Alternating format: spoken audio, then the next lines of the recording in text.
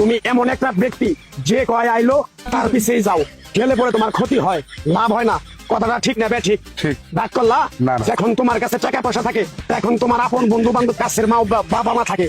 যখন তোমার কাছে টাকা পয়সা থাকে না, তোমার আত্মীয় স্বজন কোনো বন্ধু বান্ধব তোমার কাছে থাকে না। কথাটা ঠিক না ঠিক? ঠিক। রাগ করলা? না, না। এই কথাগুলো আগে পিছনে কোনদিন বলছিলা? না। তুমি মানুষের পিছনে যায় হাজার হাজার টাকা পয়সা নষ্ট করো, তোমার পিছনে এসে কেউ 10টা টাকা ক্ষতি করে না। কথাটা ঠিক না ঠিক? ঠিক। আরেকবার কও বিসমিল্লাহ, বিসমিল্লাহ। আরেকবার কও সুবহানাল্লাহ। সুবহানাল্লাহ। বিশ্বাসে বস্তু মিলে তর্কে বহুদূর।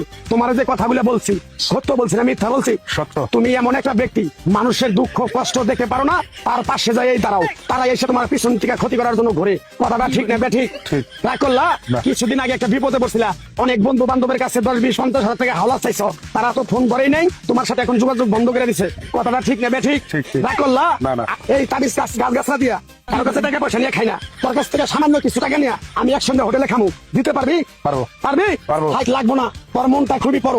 কেউ 50 টাকা চাইলে তারা 5,000 টাকা দিয়ে দেস।